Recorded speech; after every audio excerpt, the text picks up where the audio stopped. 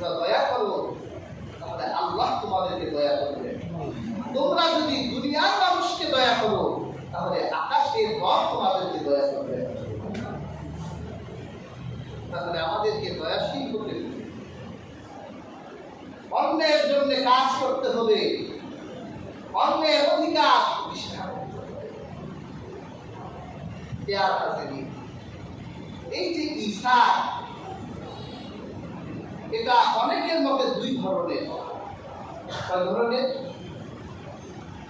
একটা হচ্ছে রক্তের টানে স্বভাবজাত স্যাক্রিফাইস, যেটা আমাদের বাবা মারা করে সন্তানের জন্য। বাবা ভালোটা করে না, সন্তানকে পড়ায়, ঠিক না? দেখবেন ঈদের দিন ছেলেও ঈদ গায়, বাপও ঈদ গায়। ছেলের জুতা নতুন, ছেলের জামা নতুন, বাপের স্যান্ডেল ছিঁড়া। তো বাবা ইনকাম করে, তো বাবা ভালোটা করতে পারত না, ভালোটা করে না, সন্তানকে পড়ায়, নিজের অধিকারের উপর সন্তানের অধিকারটা দেয়। বেয়ার হাজির,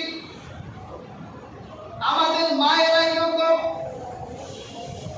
নিজে ভালো খায় না, সন্তানের জন্য ভালো খাবার বানিয়ে রাখে।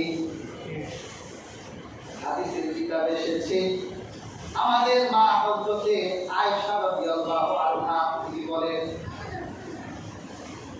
একদিন আমার ঘরের দরজার সামনে এক মিসকিনা, এক মহিলা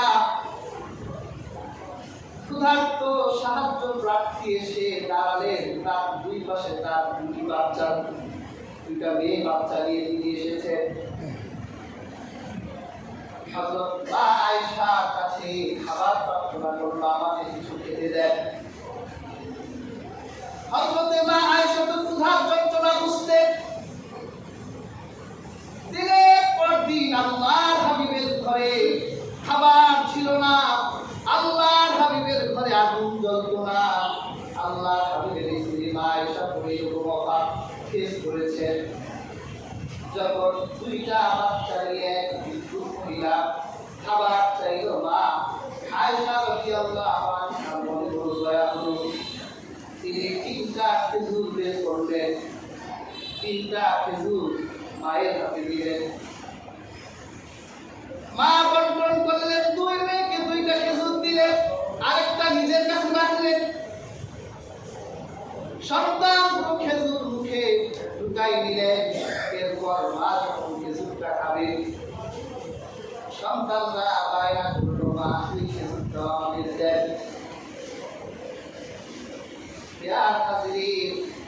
বলেন তো, দুনিয়ার কোনো মাটি এই সময় আর খেজুর খেতে পারবি?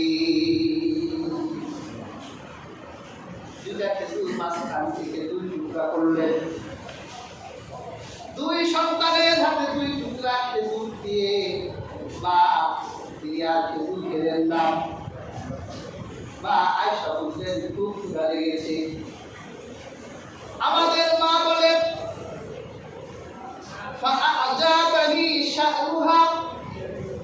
আমি এই নারীর এই কাজটি দেখে অবাক হয়ে গেলাম।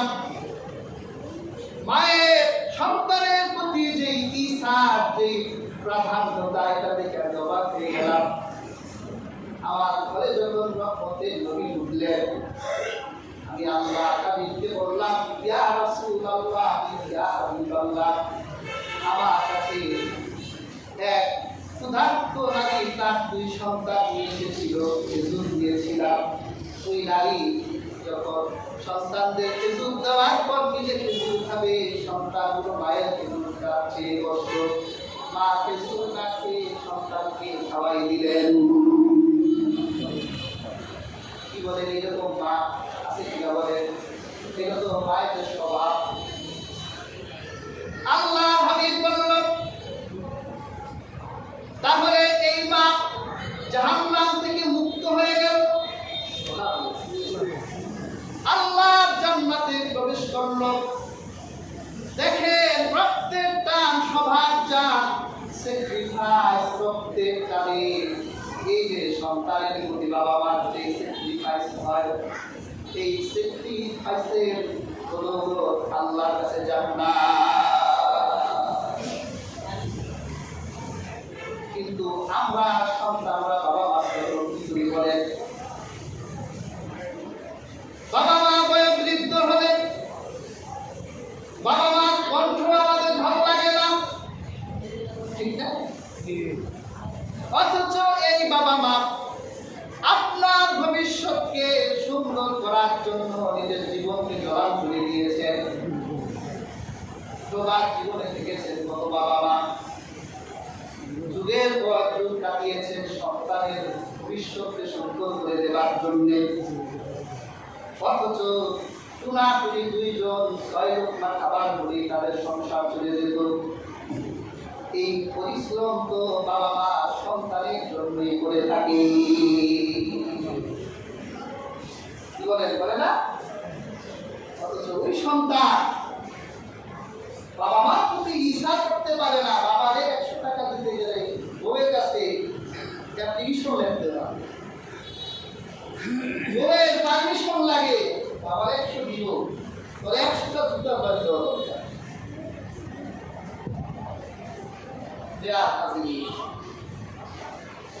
বাবা মা সন্তানের প্রতি যে অধিকার, যে অথরিটি সন্তানের প্রতি দেখায়, এটাও ঈসা আল্লাহ তাআলা এর বদৌলতেও আল্লাহ জান্নাত দিবেন। এই জন্য আমাদের মা এত ঈসা করতে, সুবহানাল্লাহ, হাদিসের কিতাবে এসেছে, একবার এক ভিক্ষুক মা আয়েশার কাছে ক্ষুধার্ত ভিক্ষুক খাবার চাইলেন।